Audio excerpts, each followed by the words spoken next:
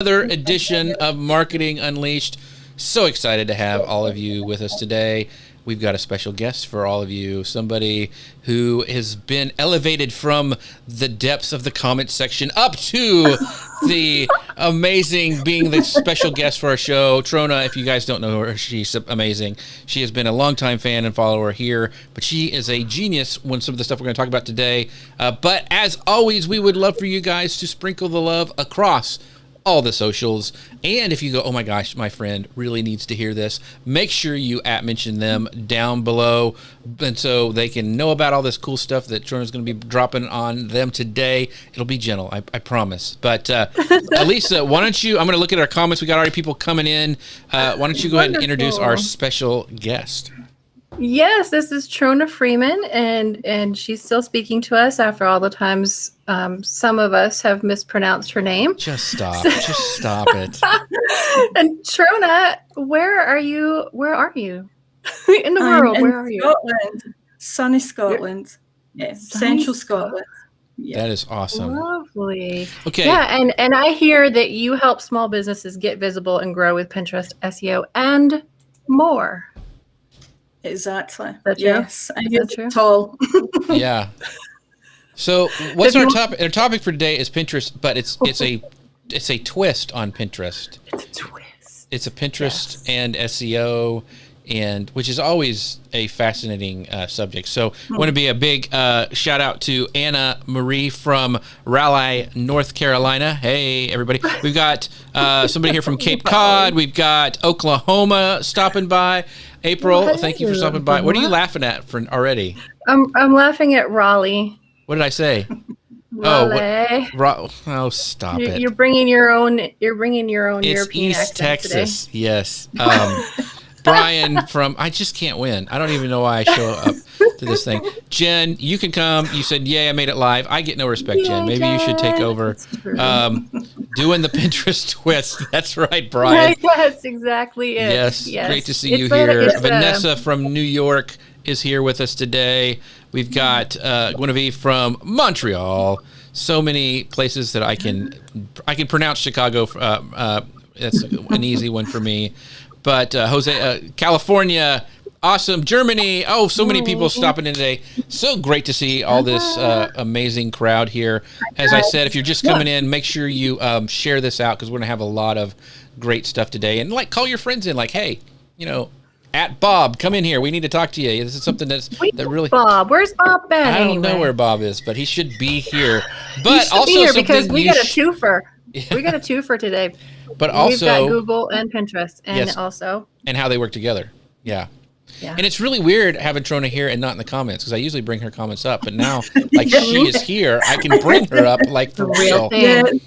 But we want to make sure that you guys do not forget these awesome templates that Tailwind has put together. You can find those at bit.ly/TW Pinterest Toolkit. That's all lowercase, all smashed together. bit.ly/TW Pinterest Toolkit. They're amazing. They're April.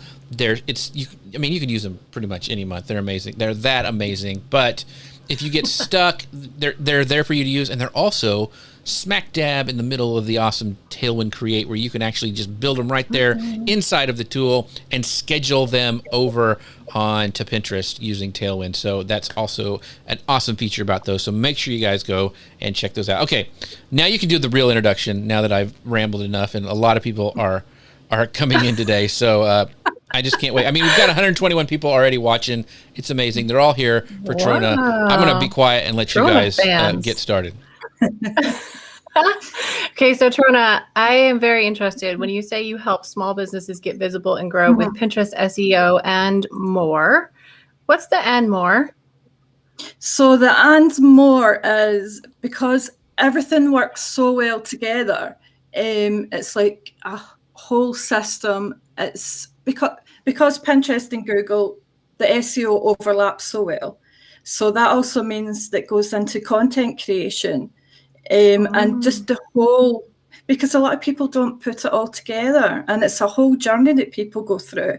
So they might find you on Pinterest and Google at different stages in that journey, and your content needs to, reflect that stage where people might be thinking about ideas that they can do, that would probably be Pinterest. And then when they've come to that decision, it will probably be Google that they will finally, act upon, or straight over to your site. So it's making the nice connection from that all holistic, I feel like. Yeah. Very good. Yeah. And so I want to bring up, I'm going to interrupt you the entire time today. I know I did. So I'm so excited that Trona is here. But Jen goes, Google and Pinterest are kissing cousins. So Yes. that is probably In a a good totally way. American term, and it just is a little creepy if you think about it. But it's a think good about thing. it. We're saying it is a good thing. But also, no pressure. But Jennifer Priest is in the room. Hey there. Super smart about Pinterest Jennifer. SEO. So thank you, Jennifer, for stopping by. But yeah, so the huge topic. I mean, we didn't just pick Pinterest SEO. We're talking and Google, which is nuts. That's just two for the price of It one. is nuts. So what was your first question, Elisa? You had a whole smack dab bunch of them. Well, yeah, but I guess just to start us off. So if Pinterest is a visual search and discovery network and Google is a search engine, then it seems like what you do on one might be somewhat transferable to the other in terms of success. Is that true? I think so. I think Google is much more advanced at SEO text-wise than Pinterest is, where Pinterest is much better at visual search than Google. So getting both elements, because we're such a visual culture, we have Instagram and all that, so use that content that you're putting on there as well and mold it for Pinterest, and then use the words to hit Google as well. So, it just doesn't make sense just to sort of optimize just for one or the other when both work hand in hand so well. Totally So agree. I'm going to interrupt you again. Go ahead.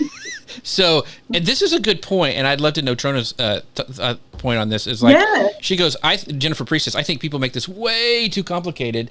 And I guess the kind of question is like, don't you think that a lot of the same kind of optimization and the tools you use to figure out what's going to work, there's a lot of similarities between the two of them, and a lot of the stuff you can move across both places. Exactly. I think what you always want to do is start with how you can answer your customers or audience questions.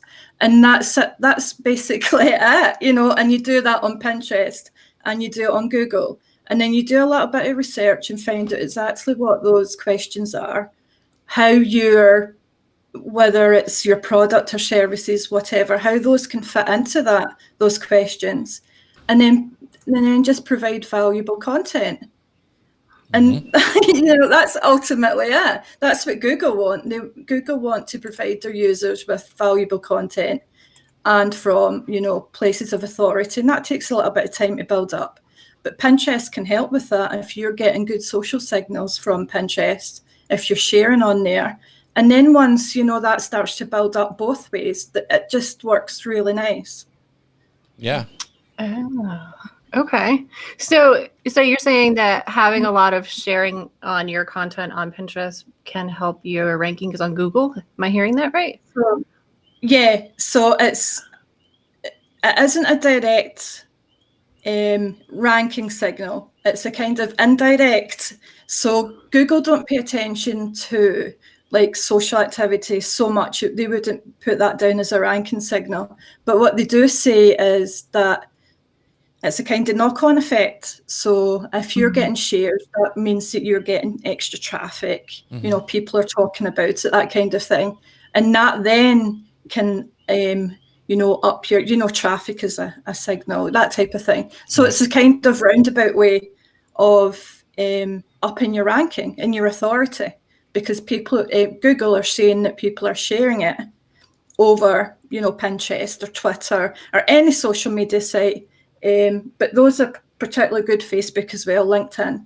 And then that all plays back to your ranking. So it's a kind of indirect effect. So this is from Brian, and Brian actually he came on like a Twitter Spaces. Was it Twitter Spaces? I think that he was on with us after one time. But he goes, as my Pinterest has grown, my organic hits have increased, and so that's really interesting. So there's a lot of that correlation, like you were just talking about, between the two of them, and so. That's. I mean, we've been preaching this forever, and it's so funny. Like when people go, like, and Jennifer goes.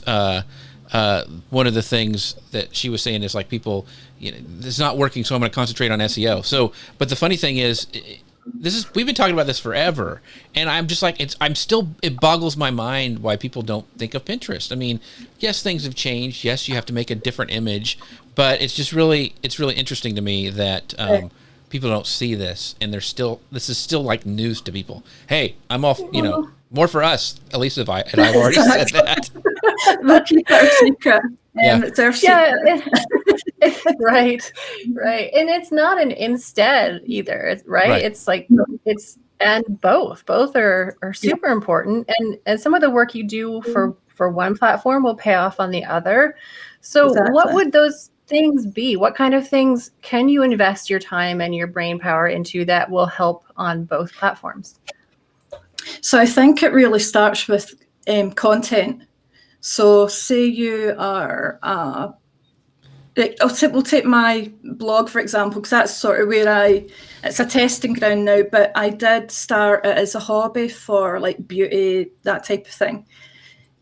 So I knew that MAC lipsticks was really popular, and it's always been popular in the blogging world, but it's so popular it can be difficult to rank. And recently, I think about a year or two ago, they brought out mini versions of the lipstick, and they were brand new. And I thought, that's an interesting twist on it.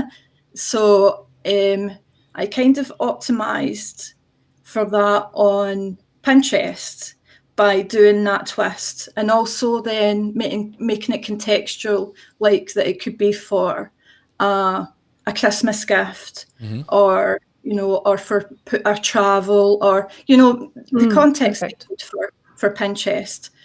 But then the other optimization for Google was the twist that it was a different size. I also, when I was writing my blog, I chose several of the most popular lipsticks. So I knew that people would be searching for them. And it's still, to this day, the highest ranking site on Google. It even ranks higher than MAC, Vogue, all of them, just because I got in there quick. But I also looked at the things that come up on Google, like people also asked.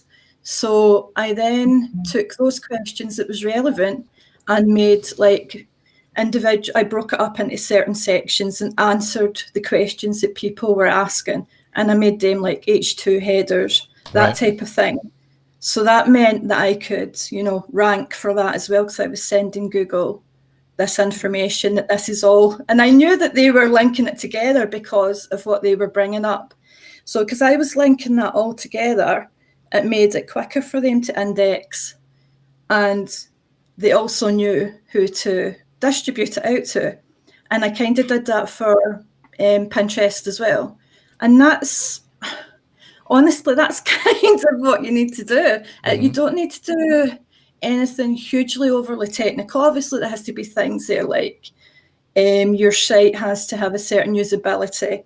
It's navigation, that type of thing. That's really important and often overlooked. Well, and then especially on mobile, right? Yeah. Can we talk about that a little bit? Because I think that's a lot of things, and I think, and Jennifer can tell me if I'm wrong too. I guess she will. No, that's what I love about Jennifer. She's like, no, you're wrong, Jeff. You need to not say that. She's great. So the thing is a lot of people don't think about, and they like, why isn't my content working? It goes to Pinterest and I'm not converting or whatever. Right. And their site has all these banners that pop up in front of like your call to action, or it loads like from did they even have the internet in 1980 something? Anyway, it takes forever to load, and you have to. I mean, Google. there's so much documentation on their site of how to speed up your site, how to make it mobile friendly, all that stuff. If it's not doing it there, then it's not Pinterest or Google's fault. You're not following the rules. They've laid it out for you there. So work on that first, and then, you know, you'll probably see your Pinterest and things start converting a lot better, because nobody likes, you mentioned it, Trona, about the user experience, and that is huge, and I don't think we talk about that enough. So that's actually going to be even more important in June. Google put it off. They're doing this core web update, which is things like page speeds, you know, how your theme, you know, that type of thing looks and loads. So that's going to be really important. And I think you can just do like a search in Google for core web, vital core, I forget, but that you get the gist. And you can put your site in and just check. And it will tell you, you know, certain things will be slowed, and then they'll tell you how to fix it. And that's so important, because you all get down ranked for that. Ultimately, though, what Google have also said is that if the site is providing valuable and useful information, that will be ranked over a site that might be slightly quicker but isn't as useful. But, you know, that isn't, you know, across the board. Still, you want to have that usability, accessibility. It's so important. And talking about that, I was on Pinterest yesterday, and this advert came up, and it was something that I'd been looking for. It's like comfortable shoes. And so I was like, oh, that's really interesting. So I clicked on it. The mobile site was awful, unusable, completely not optimized at all. And I just jumped right off. And that affects your bounce rate, which then affects ranking, you know, all that kind of thing. So it's really important.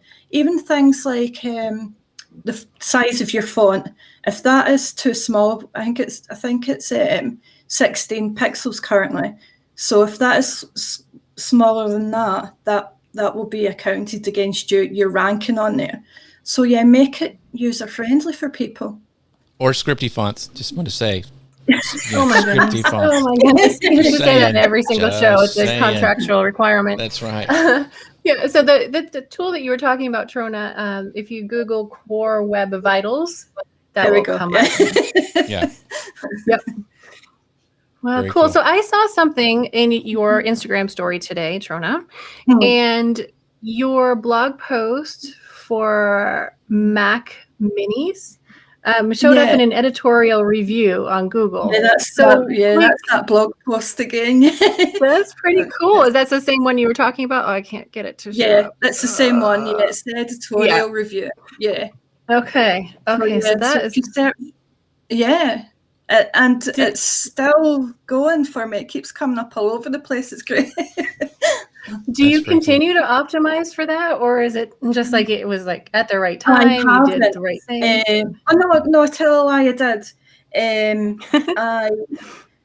I updated it with every time I buy a new lipstick that I know is a popular one, I will update it on there, because people want to know, you know, are they as good as the big, you know, the regular ones, that type of thing. So I haven't looked at it for a while just because I've been too busy, but it would be something that I would regularly look at otherwise. Okay.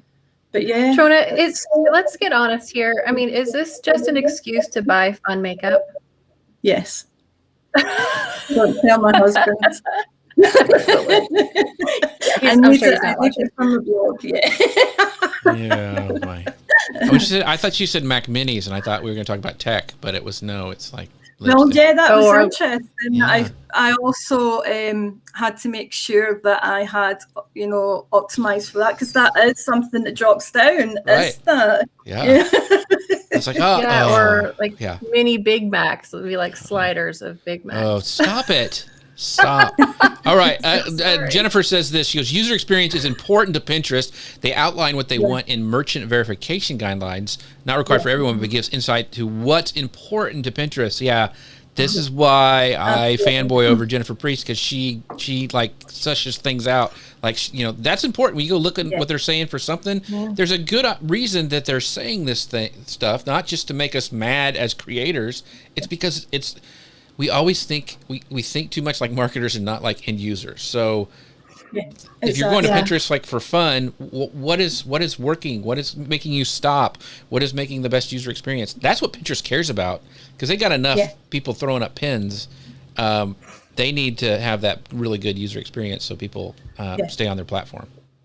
Yeah, and then when Yeah. they go to a website, like, are there enough trust signals for people to want to act on it? And Pinterest doesn't want to send people to a site that's not reputable. So, yeah, maybe only if you want to be verified merchant will they actually like tell you it's a problem, but it's still a problem behind the scenes if you're not doing all those things, like having your privacy policy, your shipping policy, contact information, having an email that's branded to your domain. All of those things are things that'll prevent you from getting verified merchant, which are good, like just good practice anyway.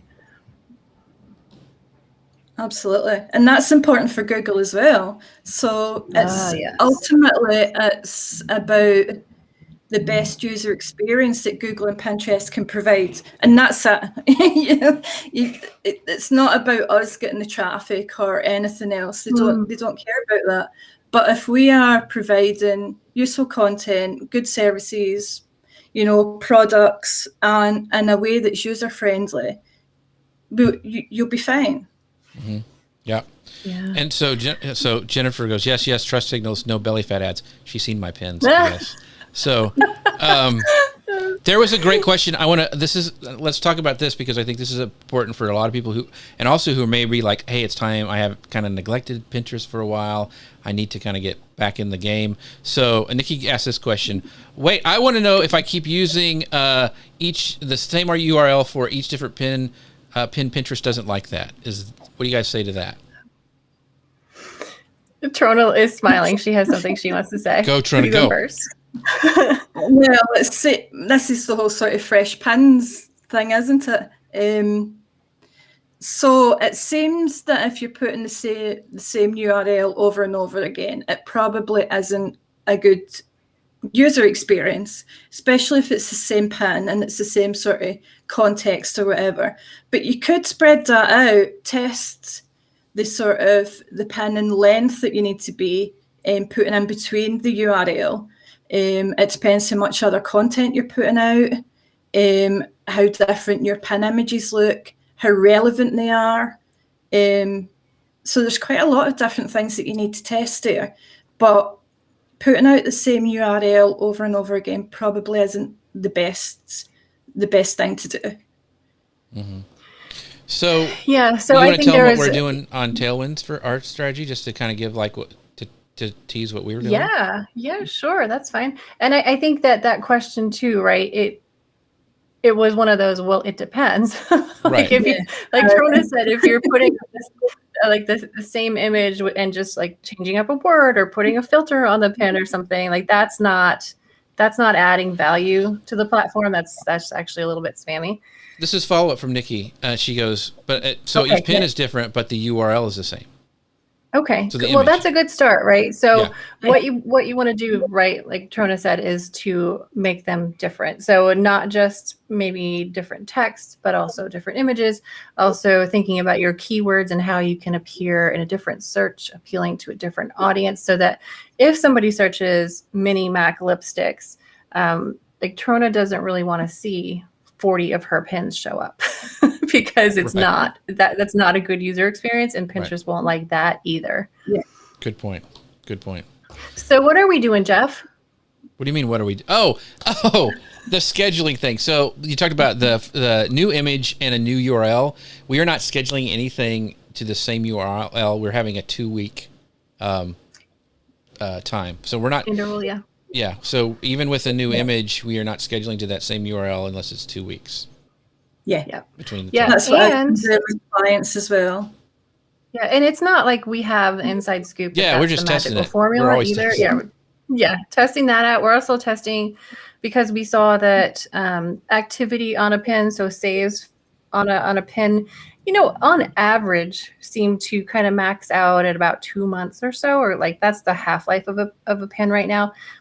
Now, I know you're probably still getting tons of saves and traffic on your pin that's 10 years old and hideous, because I know I am. But in general, like that's kind of the cycle that we're seeing. So at 2 months, we'll put out a totally different pin to kind of revive that content. And something that's interesting, and they've actually changed the way they are actually putting images on their blog posts. And we have found that create pins perform so much better that instead, so we would usually, for each blog post, we'd have like 3 different images. They would, the designers at Tailwind would put like 3 different images on there that were all kind of like really designery. That's a real term, by the way. Designery. Very professional. Very professional. Yeah. All the graphic designers know it. But instead of that, we're doing like the original, like really designed pin. But the second pin that we pin out to that same URL in 2 weeks, we were changing this, and remember, this is all a test, to that create style of a pin because they're performing so much better. So that's the other thing, is you gotta move, you gotta dodge, and you gotta weave, and you gotta see what's working and try new things. And then if something's working, because it makes no sense sometimes. These designers are incredible. I would love for them to work for me and just do all my stuff. But for some reason, those create style of pins that you could put together in about 5 minutes were performing better. So we're testing and we're modifying that strategy to see if that gives us a lift. And so that's what you all have to do all the time. Keep testing. That's what Trona does. That's what a lot of these, Suman in the comments, she talks about that too. Jennifer does too, yeah. Yeah. So in case you don't know what Tailwind Create is, it's a wonderful tool that allows you to create pins in about, we check the average usage, and people are spending 1.8 minutes per pin design, which is, why would you keep repinning the same image if you could make a new one in 1.8 minutes? But at Tailwind Create, you can just put in your URL. It will pull out the title from the page. It will pull out any images from that page that you can use, or you can use stock photos. You can upload your own images, and then you're just going to see this like almost never-ending stream of options to choose from. Like and then you just, I know, you just tweak it. You can filter it too if you're like, oh my goodness, that's just too much. Like, what would be the best designs for this purpose? You can definitely do that, but it's really fun. I love it. By the way, if you want some place to start, you can always go to bit.ly/TW Pinterest Toolkit. There's brand new spanking April designs in there that you can use, and they're for Create. So you can go right inside the Create app, find those templates, and use those for a great starting point to create these pins like we're talking about. So if you're overwhelmed, this is where I like to start because there's so many designs in there. It's bit.ly/TW Pinterest Toolkit, all lowercase, all smashed together. So there you go. And I think sometimes we don't talk about what else is in there. So a guide to writing really great titles and descriptions is in there as well. And I think that's a really good segue, Trona, because keywords, I know, right? Well, that was very smooth. Keywords are super important in titles and descriptions. Yeah. So are you going to use the same keywords on Pinterest that you do on Google? Good question.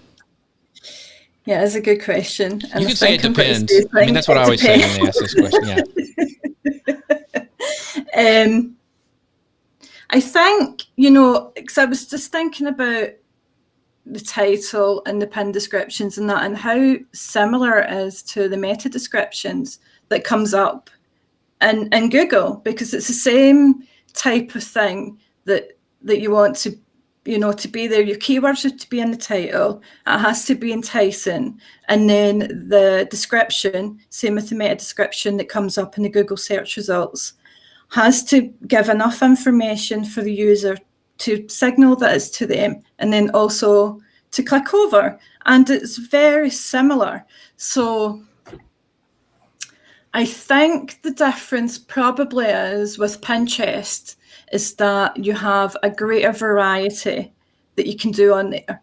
Whereas Google, you kind of just have one shot at the meta description. And you can go changing it, but they probably won't like you doing that too much. And sometimes they just pull whatever they want anyway. Right. If they think another bit of your set, whatever it is, your product description, service page, blog post, whatever.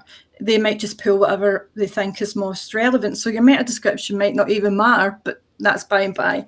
So I think on Pinterest, you definitely have, so say you put out 5 pins for the one blog post, and then you spread that out. That means you have 5 different chances to get in the pin title, different keywords. Don't keyword stuff, which is perfect. It means then you're hitting the different searches. And then the same with the description, you can write that different again. Same with the image. You can change the image to, say, for example, we're coming up to summer, you sell blankets. Then you can make it for a summer blanket and then come up winter, winter blanket, that type of thing. So I think you have a greater variety that you can do on Pinterest, which then can come up in Google results, because Pinterest results will get pulled by Google if they don't have enough content from reliable sources or that they can pull up. So you have a chance of coming up there with your board or your pins or whatever as well. Yeah. So here, let me talk. I was going to say this real quick, because there's great questions and these comments are going bazinga. So Rocky asked this question because I think we need to kind of clarify this to help a lot of people. When we talk about keywords on Pinterest, is this referring to the titles we assign to pins, or hashtags in the pin description, or all of the above? I'll leave this question up for a little bit, so Elisa, you can go, because I think this is important, because this is stuff like fundamental that we need to talk about. So go, Elisa. So I think this question really gets to, where do we use keywords on Pinterest? So in looking at the Pinterest engineering blog, they were pretty clear about it, right? So it's going to be in your title for your pin, in your description of your pin. You can even use keywords in the text on your image. Pinterest can read that. It's going to be your board name and your board description. It also goes beyond that to your website. So having similar keywords in your page title, in your page description, and throughout the copy on that page will make a difference. But one thing we did not mention, and it was on purpose, is hashtags. So hashtags are not functional and they're no longer recommended. So I know it's like they're on, they're off, they're on, they're off. Yeah, Currently, they're pick off. something, Pinterest. Come on. Yeah. So hopefully that helped, Rocky. I hope that got you some insight on that. Go ahead. I'm sorry. I just thought that was a great question. I mean, I'm telling you, you can't see these comments, but they're flying by at the speed of light. There were some other great ones too, but keep on. Oh, sorry. There's one more I wanted to pull up. Oh, I can't find it. Go ahead. Talk amongst yourselves. Okay. Talk amongst yourselves. Okay. So I was just going to quickly just to expand on what you were saying there, Elisa, that it matters what's on the page as well for Pinterest. They have similar crawlers to Google, where they send out their little web spiders, and then they look for your keywords. So there's that similarity as well. I think Google may do it a little bit more extensively than Pinterest, but it's still very similar. Yeah, totally agree. Something that I've noticed about thinking about keywords in terms of the difference between on Google and Pinterest is that level of intent. Generally, with Pinterest, of course, you want to think about higher up in that decision making, right, where they're not even really aware. Like we as Pinterest users aren't even often aware of what we're looking for. We're just looking for an idea, an inspiration, a tip maybe. On Google, people tend to be a little bit further down that funnel, at least in a lot of cases. So on Pinterest, it's almost like you could take your main keywords and add tip or idea to them to make it like more Pinteresty. Right. Do you find that too? Yep. That's exactly how to the beginning of it.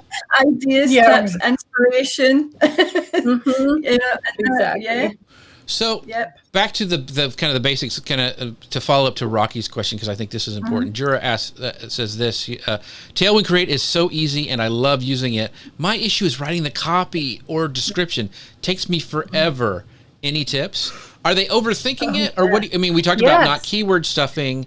What are your tips for writing copy or description for that? I have a theory that it's difficult to shift from designing your content to writing your text, right? So it's a different kind of creativity, a different different skill set.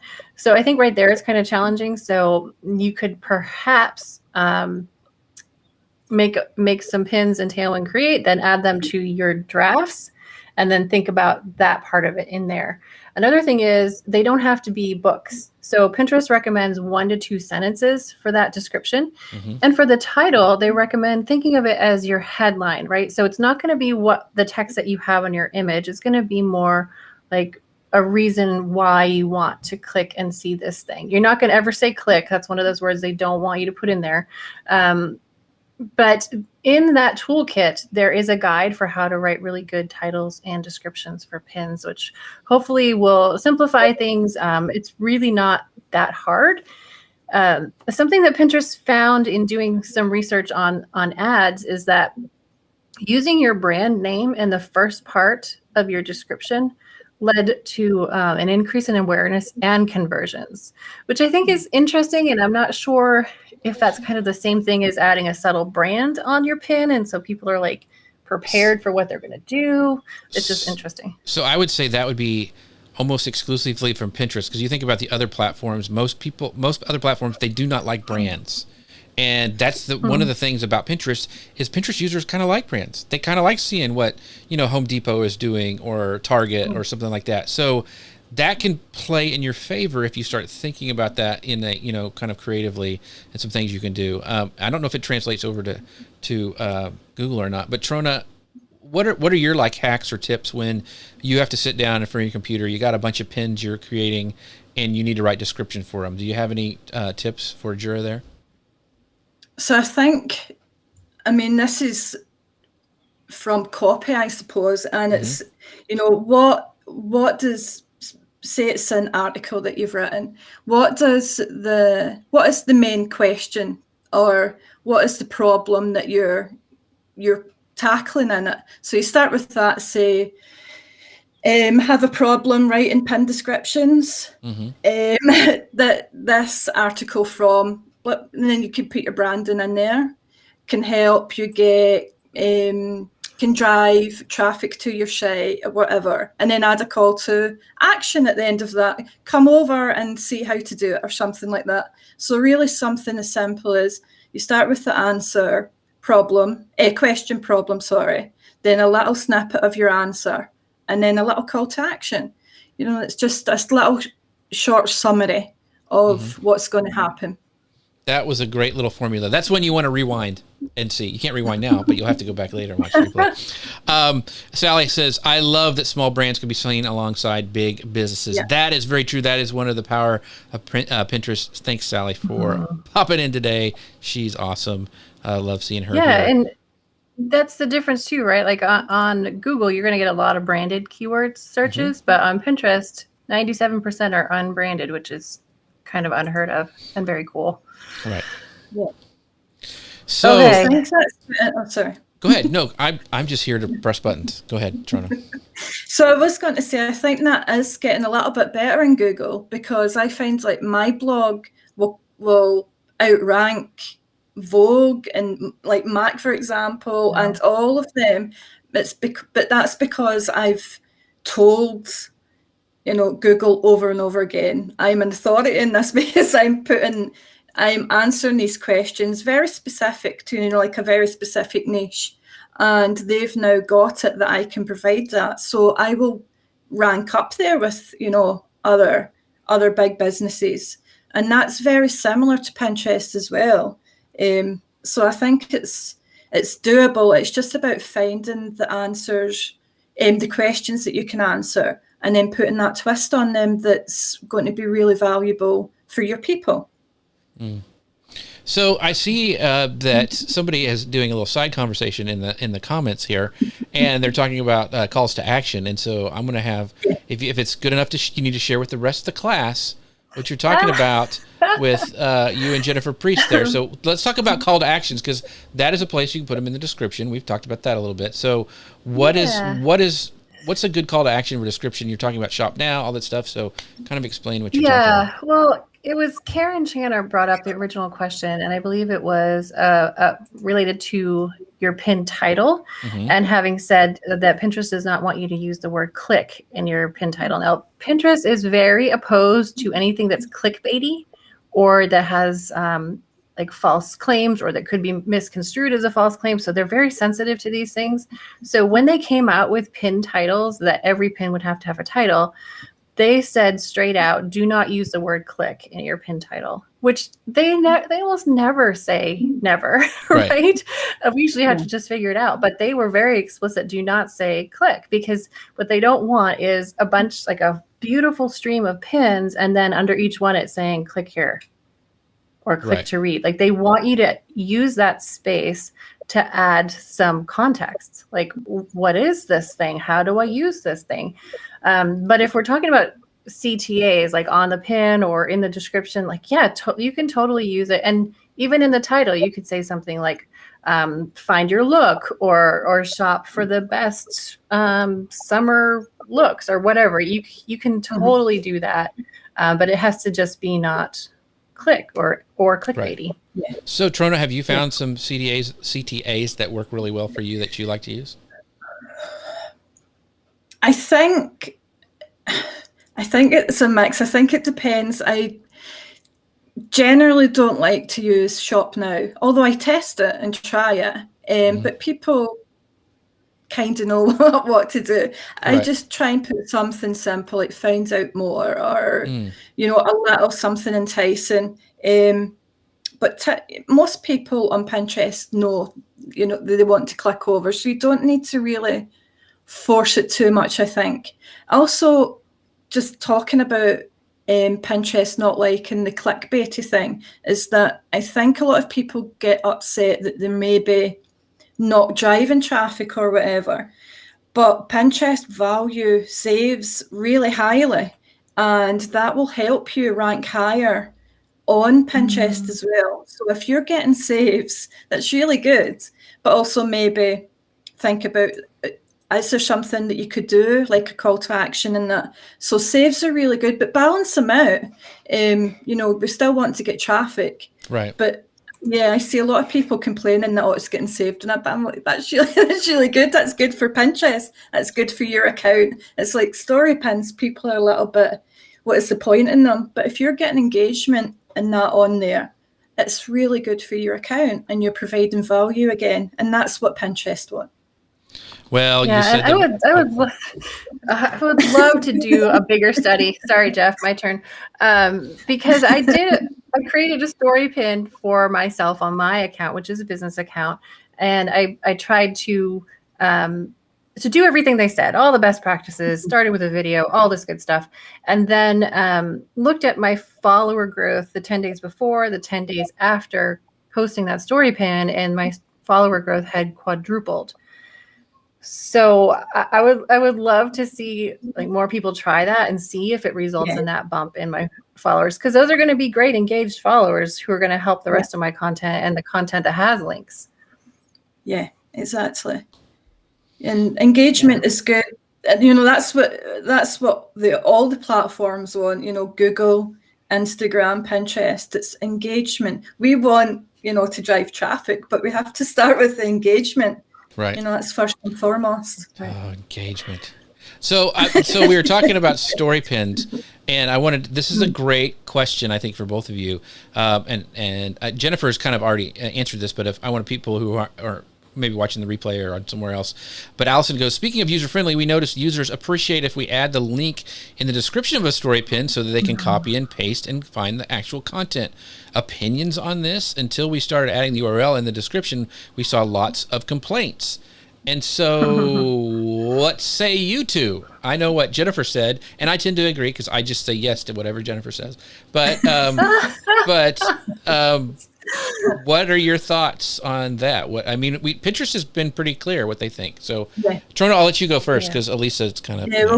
Pinterest have said don't do it, haven't they? We thought it would be a good way maybe to get around not getting the link, but it seems that it's probably not a good idea to do it.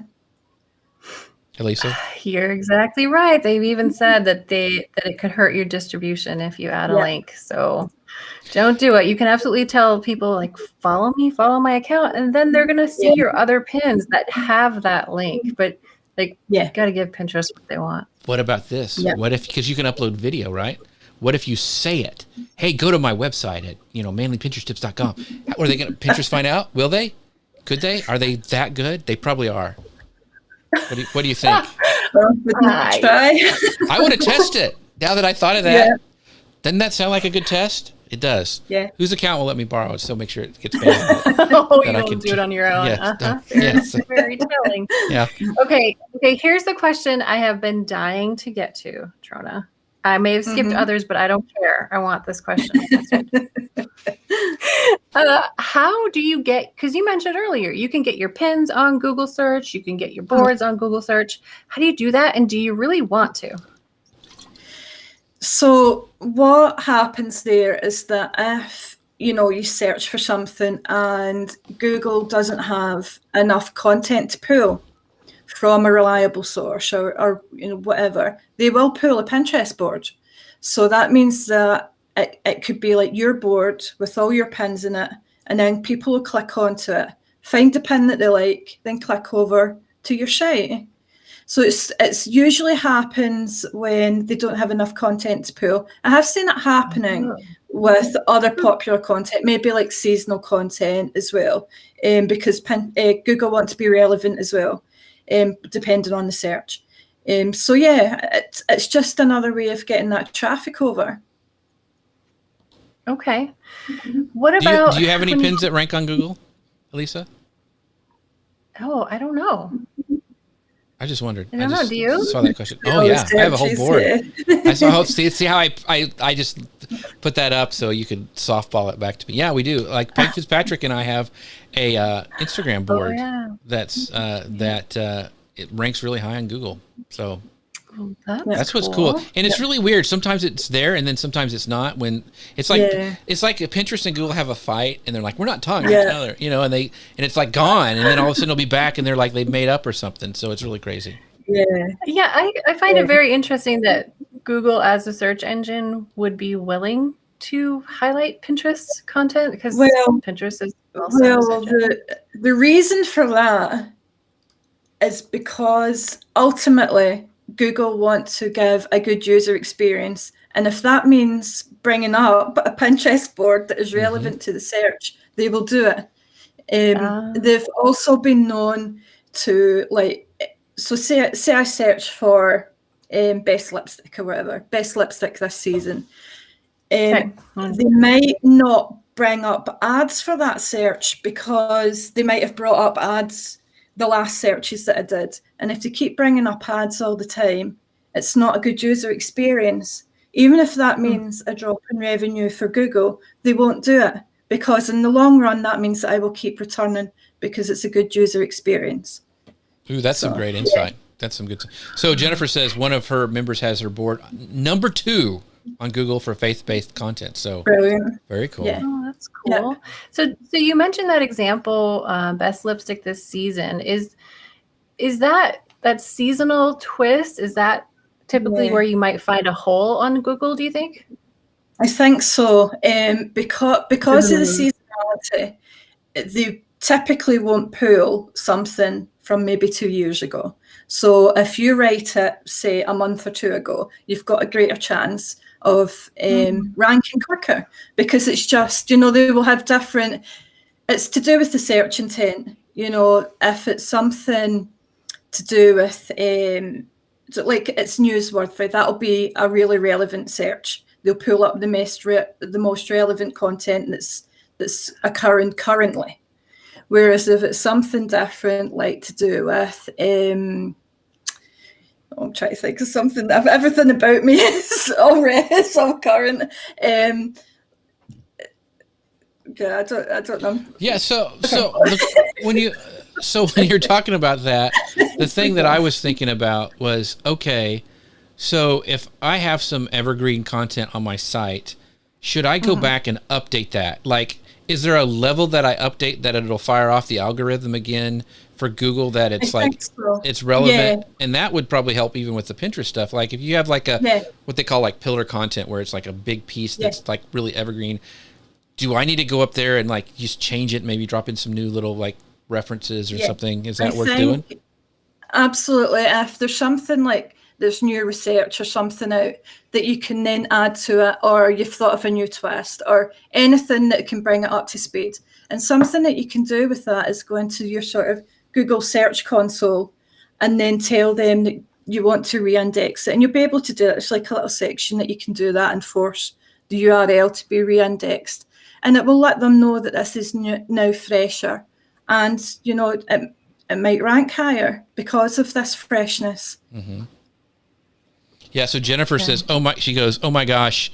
Yes, the updates are so important. So if this is something you haven't tried before, and we're throwing out a lot of terms, but you can go back and rewind this, like the Google Search Console, all that stuff. It's all super nerdy, but it's very, very important that you do all this stuff.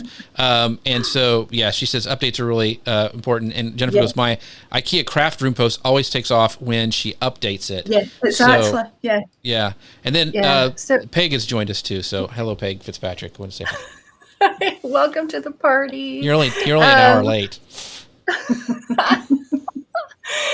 So I was thinking about Pinterest trends, right? So trends.pinterest.com for the US, UK, and Canada. I love the idea of looking at Pinterest trends and that way figuring out what content you should update right now. Yeah. What do you think of that?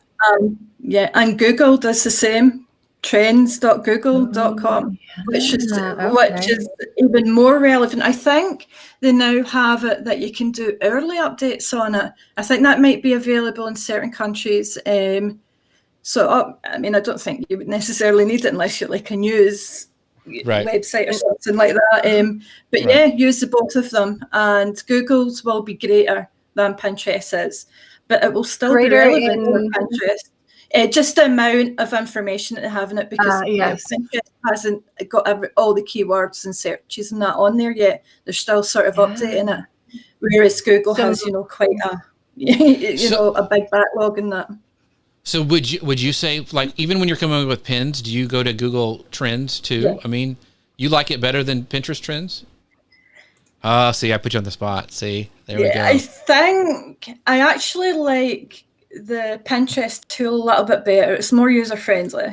I think the Google Trends tool can be a little bit overwhelming because there is so much on there, and you might not need to know as much as that. Mm-hmm. But it's still worth going in and having a look.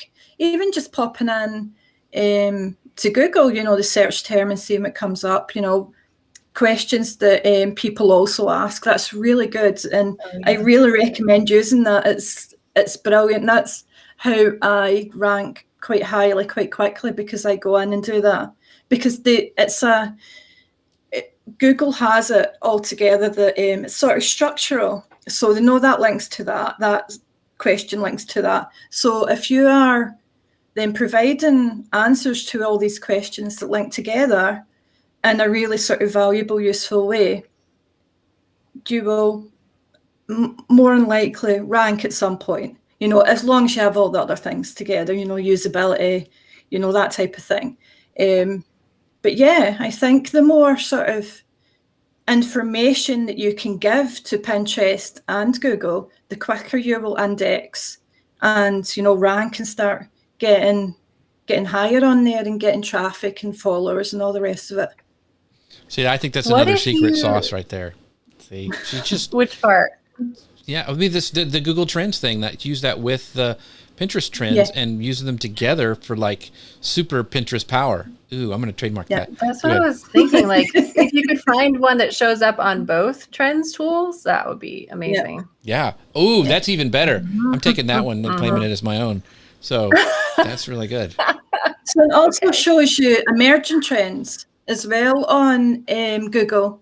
So you can even sort of plan content for Pinterest through that as well, because it's showing you these things that are starting to take off, like, sort of summer searches, that type of thing, which will be popular on Pinterest as well.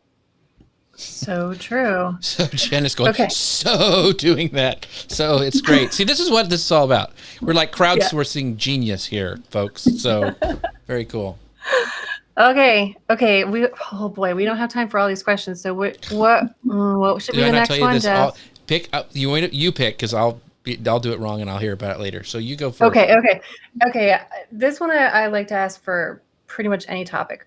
What is the one most important thing, like most impactful thing that people should do to rank well on both Pinterest and Google this week? I think ultimately what they're wanting is a good user experience and valuable, inspiring content. And that is across Pinterest and Google. And that's where you have to start. What does your audience want? What does your customers want? And provide that and be the best at it. And that sounds so simple, but honestly, just listen to what your customers or audience are asking. What searches is coming up in Google? What is coming up in Pinterest?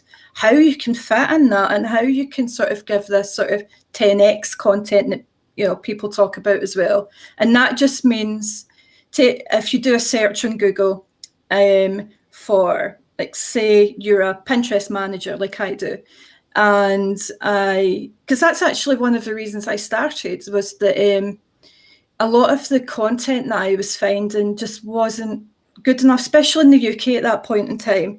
You were downloading something that was like a free download, 10 amazing tips to get you started on Pinterest, and I was downloading it, and the tips were like a sentence long. So you were getting 10 sentences, and that's just not good enough, really. So you want to do that content better, and outperform your, the people that are shopping elsewhere, to bring them in. And you just want to provide the best content that you can give. And that takes time and consistency.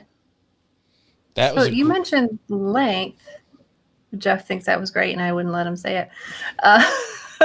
We have in the audience today our friend Ian Anderson Gray, who writes these blog posts that are 10,000 words long. He's a monster. And he is, and he ranks really well for them. Is that necessary, or can he write a little less?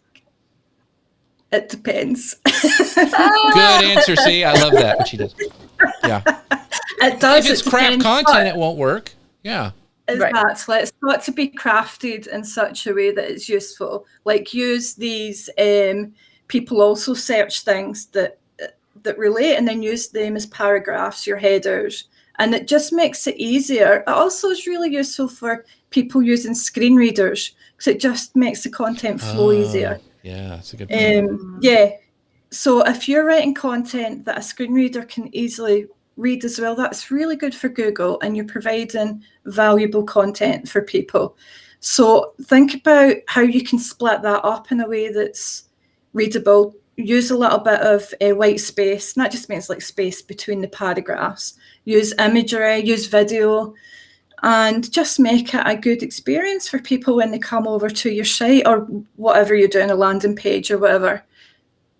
And you will always, as long as you put the user at the front, you'll always be right.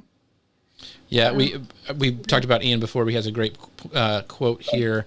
A wise person said, "Create content for humans, not for robots." Yeah, so, exactly. With that, it is the end of our time. We want to make sure that Trona, we talk about her enough, because as you can tell, she's pretty smart. She knows what she's talking about. So you want to make sure you guys go check out her website at services.ilined. How do you say that? Yeah. Did I say it right? Well, it would be two separate. So it's I, like the Scottish I. Okay. Lined, because it was a beauty blog, and I've just it's a subdomain. ServicesIlined.com. So it's AYELINED.com for people who are listening on the podcast at services.AYELINED.com. Make sure you go check that out. Go see all of the stuff that Trona has going. And we had so many great comments today. So many you guys are just crazy. Like Jennifer's like the He-Man of Pinterest, I have the power. And so it's just so funny. And I'm probably in trouble now with Peg because I said she was late and now I'm in trouble. So I have to go apologize for her. But somebody else said at the very beginning that they liked my accent. Of course, they were from Texas, so that was very cool. But as always, Elisa, we're at the end of our show. Make sure you guys tune in to next week, same time, same channel. But Elisa, I'll let you have the last word. Oh, that's very kind of you. I am going to use my last word for the people, and the people would like that bit.ly link, TW Pinterest Toolkit, because you will get those designs that are updated every single month. They pull in the trends and what's happening on Pinterest, but there's also that resource that became relevant earlier to help you write great titles and descriptions for your pins. And that's right. And with that, we'll see you guys next week, same time, same channel. Bye, everybody. Appreciate you. Thank you.